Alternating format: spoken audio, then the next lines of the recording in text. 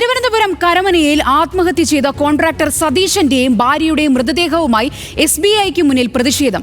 VSDPയുടെയും ബന്ധുക്കളുടെയും നാട്ടുകാരുടെയും നേതൃത്വത്തിലാണ് ജനറൽ ഹോസ്പിറ്റൽ ജംഗ്ഷനിലെ SBI ശാഖയിൽ പ്രതിഷേധിച്ചത്.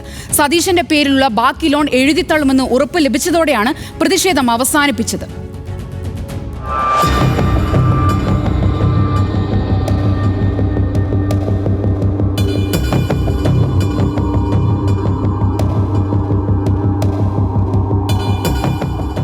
ഉച്ചയോടെ പോസ്റ്റ്മോർട്ടം പൂർത്തിയാക്കിയ സതീശന്റെയും ബിന്ദുവിന്റെയും മൃതദേഹം നേരെ കൊണ്ടുവന്നത് ജനറൽ ആശുപത്രി ജംഗ്ഷനിലെ SBI ശാഖയ്ക്ക് മുന്നിൽ.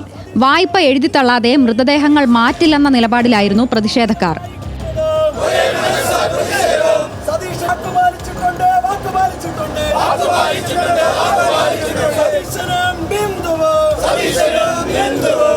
$60 ലക്ഷം SBIയിൽ നിന്ന് വായ്പയെടുത്ത സതീശൻ 1 കോടിയിലേറെ രൂപ തിരിച്ചടച്ചു. എന്നാൽ 2 കോടി രൂപ തിരിച്ചടയ്ക്കണമെന്നായിരുന്നു ബാങ്കിന്റെ നിർദ്ദേശം. ഇക്കാര്യം ചൂണ്ടിക്കാട്ടി ഇന്ന് ബാങ്കിൽ ഹാജരാകാനും ഇരുവർക്കും നോട്ടീസ് നൽകിയിരുന്നു. ഇതിന് പിന്നാലെ ജപ്തി ഭീഷണി ഭയന്നാണ് ഇന്നലെ സതീശനും ബിന്ദുവും ആത്മഹത്യ ചെയ്തതെന്നാണ് ആരോപണം.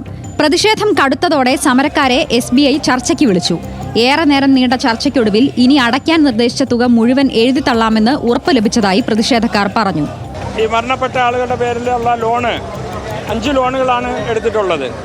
അത് 20 ദിവസത്തിനുള്ളിൽ പൂർണ്ണമായിട്ട് എഴുതിത്തള്ളാമെന്ന് അറിയിച്ചിട്ടുണ്ട്.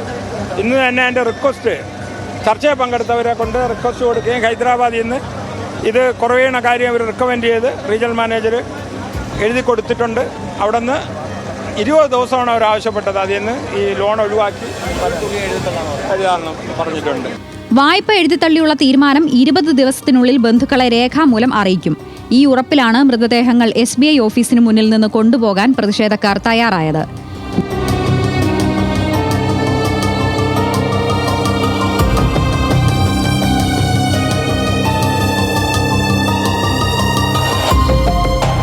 ന്യൂസ് മലയാളം, തിരുവനന്തപുരം.